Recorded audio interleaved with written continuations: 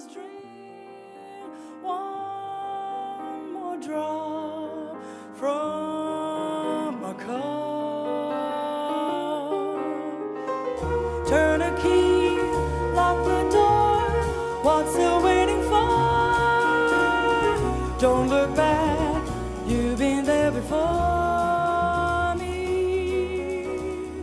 Smile, smile, over the... Il m'arrive parfois tôt le matin ou en fin d'après-midi, après une journée de lecture ou d'études, de venir ici afin de m'asseoir, de prendre le temps de regarder l'environnement, la nature qui m'entoure, de méditer, de faire quelques exercices sur une branche, quelques tractions, quelques pompes, quelques tours de terrain, un peu de course à pied, des squats, tout type d'exercices physiques qui permettent de s'aérer. Pourquoi ce débardeur toute l'année, quelle que soit la saison, quelle que soit la météo? Alors pour exposer mon corps et ma peau aux températures, qu'elles soient faibles ou hautes, il est bon en effet de mettre son corps en contact avec des variations de température, si extrêmes qu'elles soient, parce que notre espèce, au fur et à mesure qu'elle a évolué dans l'histoire, a été exposée à une multitude de températures et pourtant elle s'est adaptée. Parfois quand il fait froid, on serait tenté de se couvrir, d'en rajouter beaucoup, alors que s'exposer aux températures fait partie de notre nature. En plus de ça, je cours. Des fois quand il fait 0 degré, je cours avec le débardeur. Ça fait du bien, ça renforce encore plus mon corps. Je le fais dehors, je le fais pour ma santé, la santé de mon corps et bien sûr de mon cerveau qui est la plus importante. Tu tombes jamais malade du coup en Jamais étant comme ça l'hiver? Jamais. Là on est au mois de mars et tu portes un débardeur, donc c'est vrai que la plupart des gens comme moi on est avec des pulls et encore des doudounes. Et toi on te voit en débardeur, en sortir de l'hiver, tu tombes pas malade? On tombe pas malade parce que le corps il s'adapte. Il faut bien sûr pas dépasser les limites adaptatives, c'est-à-dire que si on n'est pas trop sportif, on est un peu frileux, si on s'expose directement à des basses températures, là oui on va tomber malade, mais si on le fait progressivement au fur et à mesure dans le cadre d'un programme, cela fonctionne. Le corps s'adapte aux températures, le corps s'adapte à l'effort physique et si on combine les deux, c'est d'autant plus bénéfique. On peut faire du sport quand il fait très très froid. Moi personnellement je me baigne au Calanque l'hiver, quand l'eau elle est à 8 degrés, 9 degrés, ça fait du bien, à la Pointe Rouge l'hiver également. Le corps s'adapte au froid et le corps s'adapte également au chaud. L'été quand il fait 35 degrés dehors, je cours en débardeur. Toi tu préconises les bains d'eau de mer froids en fait, c'est ça? Oui, c'est ça. Je pense qu'il faut le faire dans la mesure où on peut le faire. C'est-à-dire qu'on a déjà un peu d'expérience, il faut commencer doucement, peut-être chez soi. Mais se baigner l'hiver dans le froid peut être aussi une solution si on est accompagné aussi par un professionnel de santé, pas faire ça sur un coup de tête. Mais si on a l'habitude et qu'on sait qu'on ne risque rien, il faut le faire. Ça rebooste les défenses immunitaires. C'est ça. Le froid, c'est une sensation du corps. C'est ce que nos sens nous rendent. Le truc, c'est que notre corps se réchauffe, produit de la chaleur pour faire face au froid à tout moment. Et il doit rester à température entre 36 et 38 degrés. Au-dessous de 25 degrés, le corps peut faire une hypothermie à cause du froid et donc il ne va plus fonctionner. Ça peut faire un arrêt cardiovasculaire, etc. Ce qui est certain, c'est que le corps va toujours lutter pour maintenir une chaleur. Donc le froid, c'est relatif. C'est relatif. Parce que si on s'expose énormément au froid, les autres ils vont penser que c'est froid, mais nous ce sera chaud puisque notre corps va produire suffisamment de chaleur pour le faire. Donc tout est relatif à nos perceptions, à notre expérience et à notre corps qui est en contact permanent avec la nature et qui s'adapte. Personnellement, quand il fait 35 degrés, j'ai pas forcément plus chaud parce que mon corps est habitué.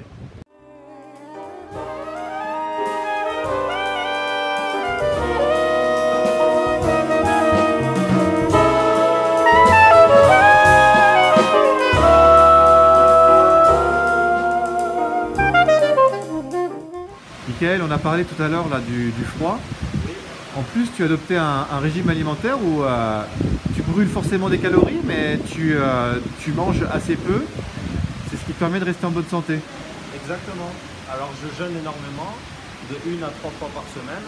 Ça s'appelle le jeûne intermittent, c'est-à-dire ne pas consommer de nourriture pendant une période de 16 heures et manger pendant une période de 8 heures. Mais parfois je pratique aussi le jeûne sec. Il s'agit de ne pas consommer d'aliments ni d'eau et je le fais énormément. Je consomme aussi énormément de fruits et légumes, assez peu de protéines, parfois un peu de glucides, mais pour autant,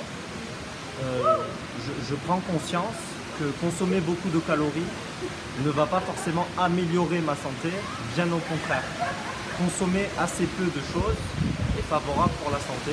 Force de l'alcool dans un régime de frugalité. Moi personnellement, je consomme de l'alcool avec les amis quand je les vois ou à l'occasion dans les événements. Sinon, j'en consomme pas du tout. Voilà. Après, aucune étude prouve que même une petite consommation d'alcool n'augmenterait pas le risque d'avoir un cancer. Mais on vit dans une société où il y a de l'alcool. Si c'est avec des amis ou pendant les fêtes de temps en temps, d'accord. Dans l'idéal, pas du tout. Et c'est pareil pour la cigarette, personnellement, j'ai jamais vu. Voilà. Et l'autre fois, tu me parlais des sciences que tu aimes beaucoup et tu le rattaches justement à la philosophie et tu prenais Descartes en exemple. Est-ce que tu peux m'en parler un peu plus? Disons que philosophie, c'est philosophia, donc c'est aimer la sagesse. Être philosophe au sens académique, c'est certes avoir peut-être un doctorat en philosophie, avoir publié des articles universitaires, etc. Mais c'est aussi, on peut aussi être philosophe en philosophant, c'est-à-dire le fait de philosopher au quotidien, avec ses amis ou en famille ou bien seul. Je pense que tout être humain est philosophe, rien que l'enfant qui se pose des questions dès le plus jeune âge. Maman, pourquoi le ciel est bleu? Pourquoi ça, pourquoi ci? Ben, c'est ça la philosophie, c'est se poser des questions. Et c'est quoi le lien avec les sciences? C'est se poser des questions sans s'inspirer des savoirs scientifiques. C'est dur de répondre aux questions auxquelles on se pose si on ne s'inspire pas des savoirs scientifiques. En ce sens, il faut philosopher en ayant lu un peu des sciences. Voilà. C'est Connaissance, Ignorance, Mystère de Edgar Morin.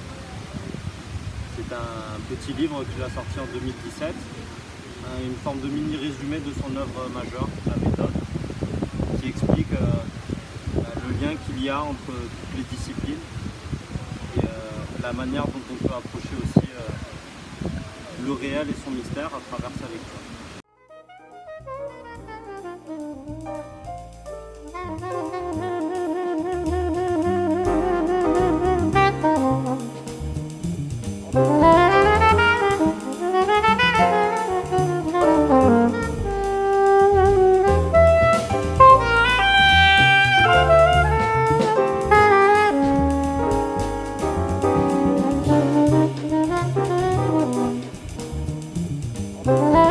Dans ce livre d'Edgar Morin, qu'est-ce que tu y trouves alors dans ta façon de vivre qui t'inspire? La complexité. La complexité, c'est connaître son ignorance et savoir que finalement, on est ignorant, mais qu'on peut aussi savoir des choses. Et savoir que les sciences nous apportent des savoirs qui sont éparpillés, des savoirs qui portent sur un domaine du réel, par exemple, des savoirs physiques. La Terre tourne autour du Soleil, on est dans un système solaire qui tourne autour d'une galaxie, il y en a des milliards comme ça répartis dans tout l'univers. Des savoirs issus de la biologie, nous sommes des organismes vivants composés de cellules, etc. Mais aussi des savoirs qui relèvent du social, des savoirs historiques, des savoirs sociologiques, des savoirs qui relèvent de la science politique, etc. Et ce que fait Edgar Morin à travers sa pensée, c'est essayer de relier un peu tout ça. Si on se pose la question, de quoi est composé cette herbe? On répondra, il est composé de molécules. Mais on sait que toutes les molécules, elles sont composées d'atomes en physique. Ces atomes sont des structures composées d'un noyau composé avec des protons et des neutrons, avec un champ électronique composé essentiellement d'électrons, avec lesquels des photons interagissent avec les protons et les neutrons et les électrons autour de l'atome qui maintiennent sa stabilité. D'accord, bah, dedans il y a des atomes. Mais dans ces atomes, il y a les particules, les électrons, les protons et les neutrons qui sont faits de quoi? La chose à savoir qui est importante, c'est que ça, c'est pas de l'herbe. En fait, si, c'est de l'herbe, mais c'est aussi autre chose. C'est de la poussière d'étoiles.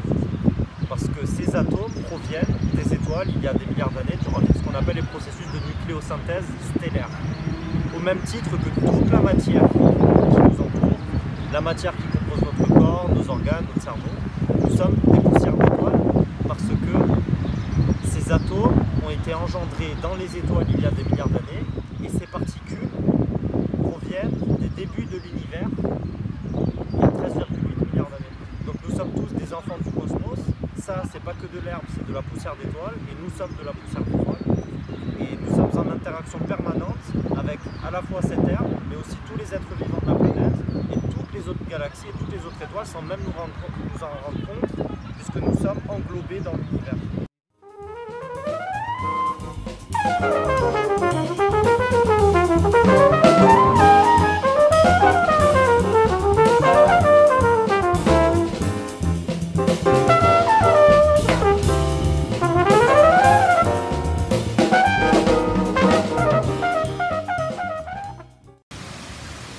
Alors Mickaël, toi tu fais beaucoup de sport, mais dans ta pratique, tu relis le sport à la construction personnelle où tu prêches d'aller un peu au bout de soi-même, aller à la limite de la souffrance pour pouvoir en tirer un bénéfice et un bien-être. Est-ce que c'est ça? Est-ce que tu veux bien le développer s'il te plaît? Oui, oui.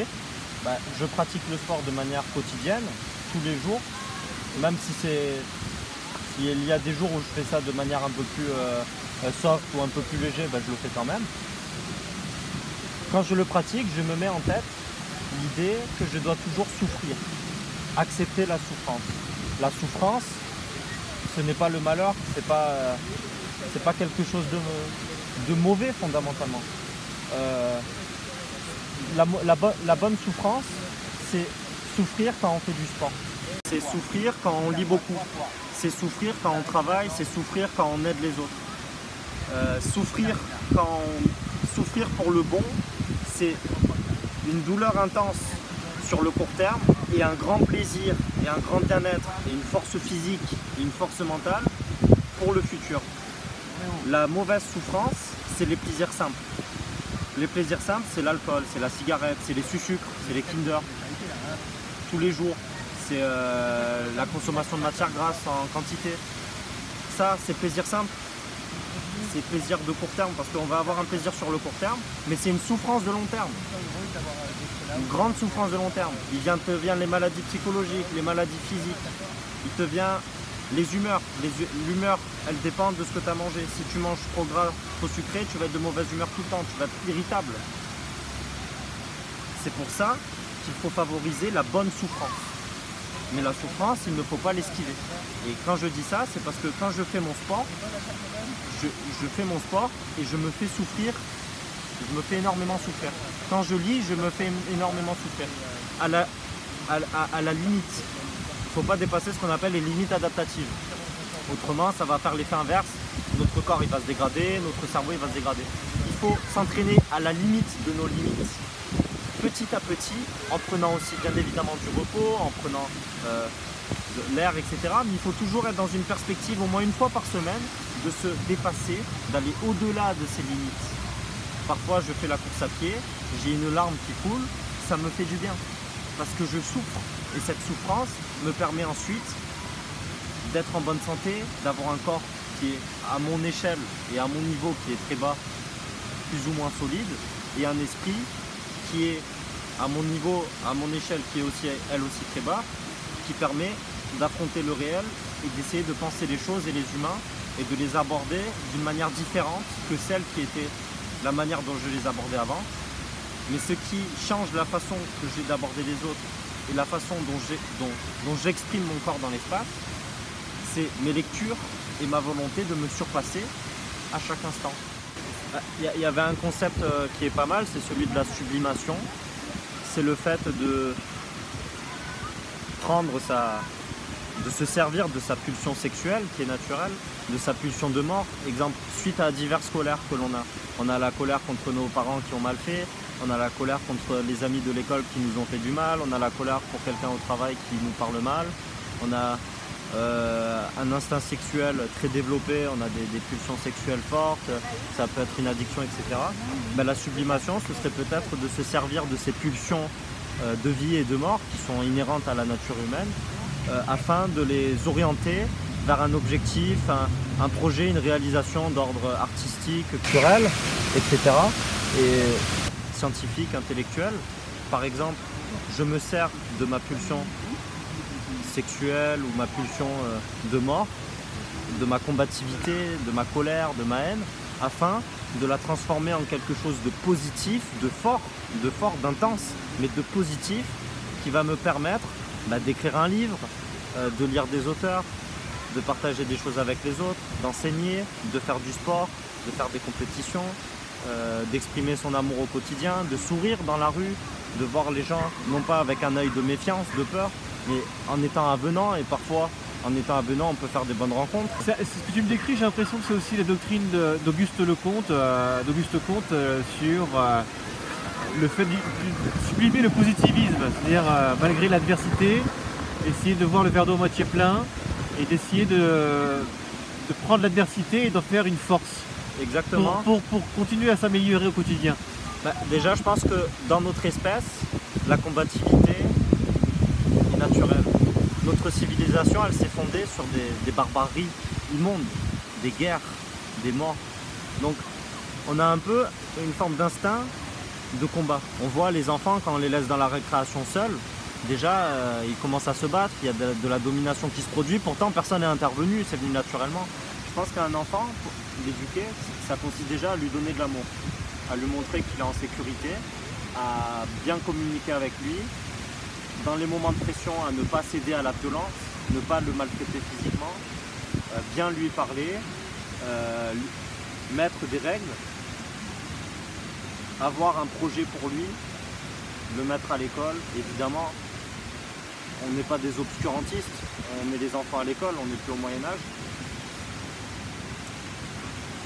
L'aimer, l'amour, l'affection, le faire lire dès le plus jeune âge, énormément lire, le faire jouer, le faire interagir avec les autres, ne pas le corrompre, ne pas lui mettre des idées noires dans la tête, ne pas lui inculquer la haine des autres,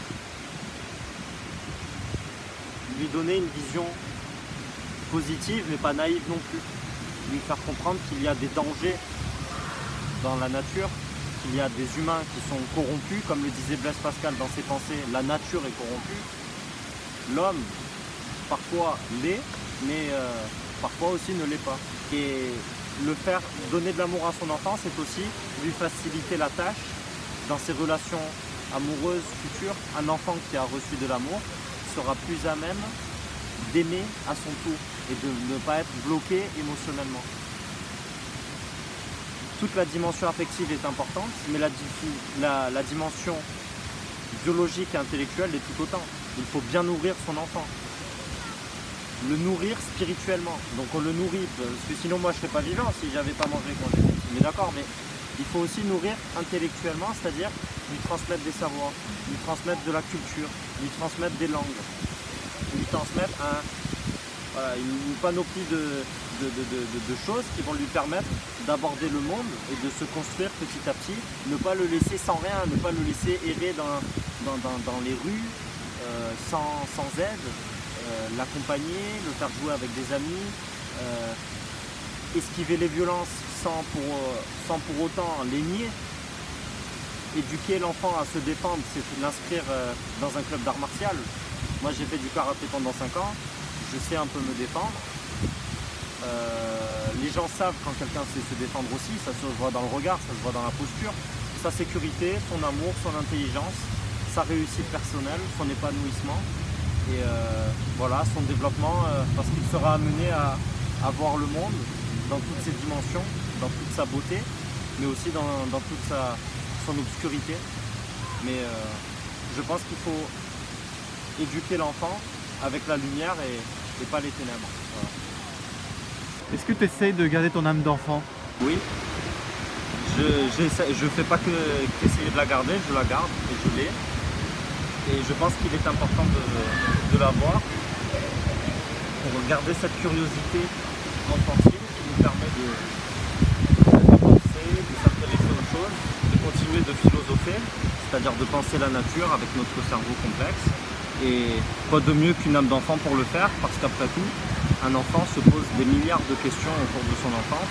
Et si l'on s'arrête de s'intéresser, d'avoir la curiosité et la passion envers les choses, comment peut-on prétendre les comprendre et donc mieux agir au quotidien avec soi et avec les proches? Mais comment on fait quand on est adulte avec les infos qui nous balancent, la guerre en Ukraine, le prix de la baguette qui augmente, les factures qu'on reçoit par la poste, etc., pour garder le sourire et garder une sorte de fraîcheur, de naïveté, d'âme d'enfant? Je pense qu'il faut être pragmatique, c'est-à-dire faire les choses que l'on doit faire pour survivre. Mais au-delà de ça, une fois que c'est fait, je pense que c'est tout un aspect psychologique. Parfois les médias nous renvoient toujours des choses négatives. Il suffit de prendre sa respiration, de s'abstraire, d'ouvrir des bouquins, de lire, de partager, d'aimer, de regarder le ciel qui est juste au-dessus de nous. Il suffit de le regarder et de faire le lien entre les savoirs qui sont si bien présentés et cette nature. Pour toi, Michael, dans ton mode de vie, tu m'expliquais l'autre fois que tu t'inspirais quand même, tu laissais la part belle au spirituel, notamment tiré des religions.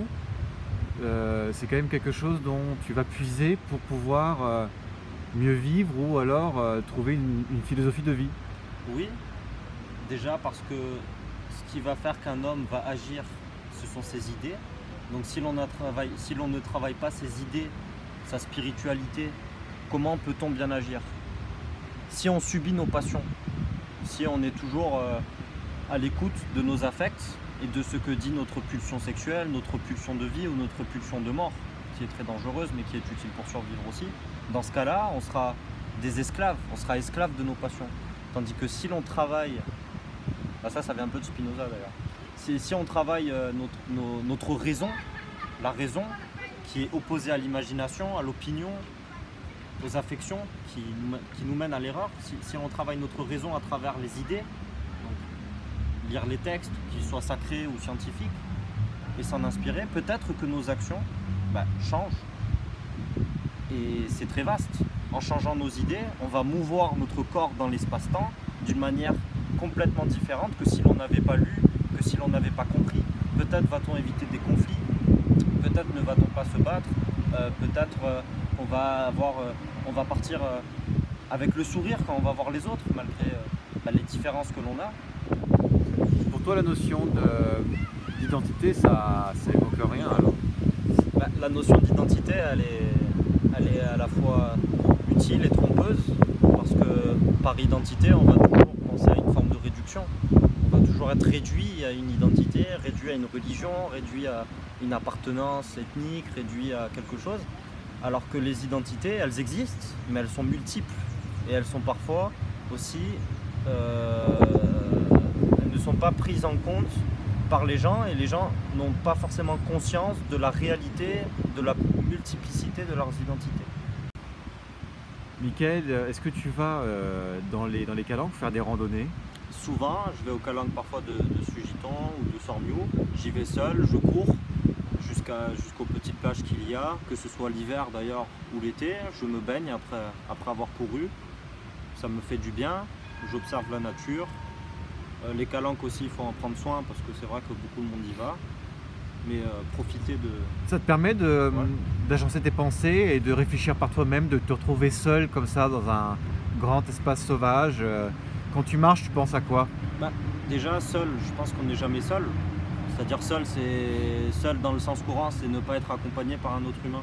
Moi, je pense qu'on est toujours accompagné par nos bactéries qui sont dans notre estomac, sans lesquelles on ne vivrait pas, et par tous les organismes vivants qui nous entourent à chaque moment, sans même qu'on en prenne conscience. Moi, quand je marche, je prends conscience de tous les êtres vivants qui m'entourent. C'est une forme de connaissance intuitive, parce que je ne peux pas les repérer, ils sont invisibles, mais je sais qu'ils sont là. Et je porte une affection pour ces organismes, d'autant plus quand je marche dans les calanques, que je sois accompagné par un humain ou non. Parce que être seul, ce n'est pas que être accompagné ne pas être accompagné par un humain. On est sur la planète, on n'est jamais seul, on est toujours entouré. Qu'est-ce qu'on a à apprendre dans notre quotidien à observer la nature? On prenait l'exemple là, de faire des randonnées dans les calanques. C'est important de prendre le temps d'observer? Observer, on observe avec nos sens, avec nos yeux. On observe l'image que nous renvoie notre cerveau du réel. Mais les philosophes et les métaphysiciens, les biologistes, ils le savent. Ce que notre cerveau nous renvoie du réel n'est pas forcément le réel. C'est une construction de notre cerveau. Donc par observer, on va dire, là je regarde le mur, je l'observe avec mon cerveau. Mais on peut aussi observer d'une autre manière. La pensée observe le réel, non pas par les sens, mais par la raison. Et c'est d'ailleurs avec la pensée qu'on a découvert les choses les plus improbables, les plus microscopiques, les plus invisibles pour le cerveau humain et pour nos yeux. C'est avec la raison et la pensée. On pense aux particules élémentaires qui ont été trouvées grâce à la théorie quantique au cours du XXe siècle. On pense à l'infinité du cosmos. Tout cela n'est pas perceptible par nos sens, pourtant la raison et la pensée l'observent.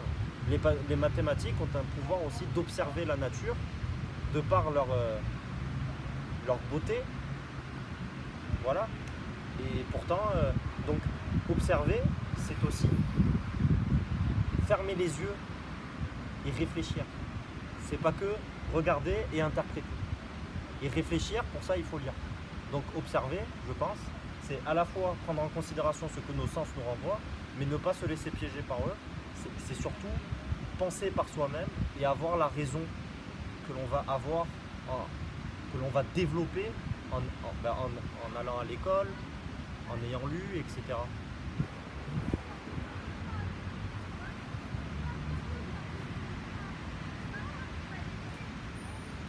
Et qu'au final, on ne peut jamais se dire être dans la vérité, parce qu'il y a des vérités et non pas une vérité. Il y a des vérités scientifiques, il y a des vérités qui permettent de se rapprocher au plus près du réel, et c'est déjà très bien. Par contre, il y a des contre-vérités, il y a des faussetés qu'il faut combattre. Les vérités scientifiques sont des vérités. Maintenant, si l'on veut une vérité absolue, la nature ne peut pas nous en donner une. Notre cerveau est limité par sa propre constitution. Peut-être que la chauve-souris voit le réel autrement que nous. Et donc, la vérité en tant que telle, qu'est-ce que c'est? Non pas qu'il n'y a pas de vérité, mais que la complexité du réel et son mystère ne nous permet pas de prétendre avoir une vérité absolue sur quelconque partie du réel. Michael, on sait quand est-ce qu'on est, mais on ne sait pas quand est-ce que cette chose qu'on appelle la vie se termine. On vit des moments brefs, parfois futiles. Comment voir la vie pour ne pas être frustré, la vivre de façon à alléger les peines et les douleurs et faire que notre existence de passage sur cette terre soit le moins chaotique possible? On voyage dans le cosmos à tout instant, sur une planète, dans un univers en expansion. L'univers continue de grandir. Notre corps, il croît, il subit des propriétés physiques et biologiques dont on n'a même pas conscience. Les mots que j'emploie sont le produit de mes neurones, sans lesquels je ne vivrai pas. Pour alléger notre voyage, semble-t-il chaotique sur cette planète, déjà faudrait-il prendre conscience des choses, se renseigner sur les choses, être intéressé et surtout aimer la nature dans son ensemble. Même si elle est corrompue, on essaye de l'aimer. Ta définition du bonheur, ce serait laquelle? Le fait de se contenter parfois de ce qu'on a et de ressentir du plaisir à chaque fois que l'on respire. D'où la frugalité. D'où la frugalité et d'où l'intérêt de prendre conscience du moment présent, mais en essayant de connaître tout en sachant qu'on est ignorant et tout en sachant, comme il dit Socrate, je sais que je ne sais rien.